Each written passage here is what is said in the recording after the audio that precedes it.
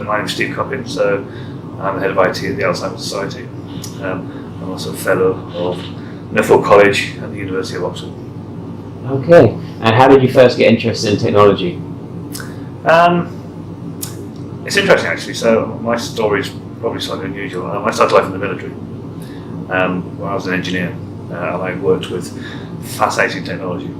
So I worked in electronic warfare, and I discovered that I was most interested in computer systems, and I left the military and I joined a real wave of technology change. There was a huge shortage of technologists. I became a Unix systems administrator.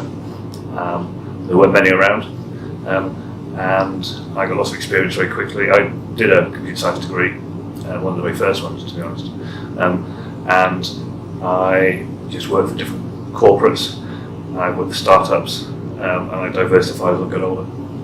Okay, great. So we started off as a blockchain media company. I don't know if you have any opinions on blockchain and what the future of blockchain might be over the next few years. To be honest, I don't know a whole lot about blockchain, but I do recognise it's important.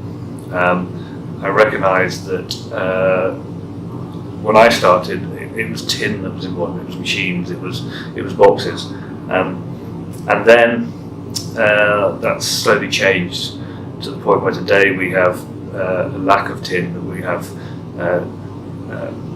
hosted data centers, and we have cloud systems, and people are starting to specialise. And I think blockchain is part of that development. So in the future, I think it'll become very, very important as we do more transactions. I mean, the future is transaction oriented. And blockchain must be part of that. Mm-hmm. And how do you think technology as a whole will change over the next 20 years? That's a key question, isn't it? So I think it's interesting. I've been on a few panels where I've predicted that Microsoft will start to die, and it all seems to be wrong. Microsoft have been amazing in the way they've shifted. Shifting and changing is the most important thing in business. So in strategy, which I teach, we talk about the American ice industry, and we talk about Encyclopedia Britannica, both of which were huge industries, both of which refused to change, and neither of which hang around anymore. And I think that there will be change. I think that Microsoft, however, are bucked the trend. If you take something like Hewlett Packard, they don't seem to be in such a strong position.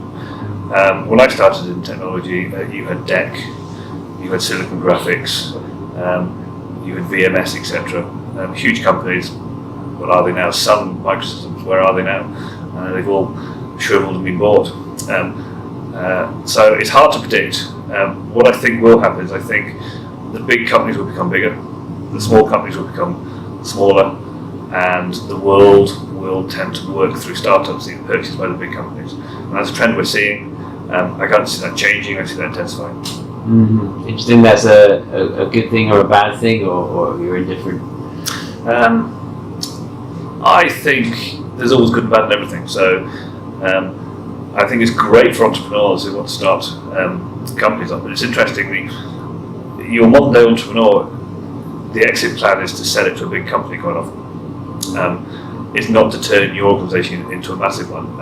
If you go back 15 years, the entrepreneur's objective was to create their own company, get rich clearly, but to create a company and make it large. So, I mean, obviously like Facebook became large very, very quickly. I think that's changing.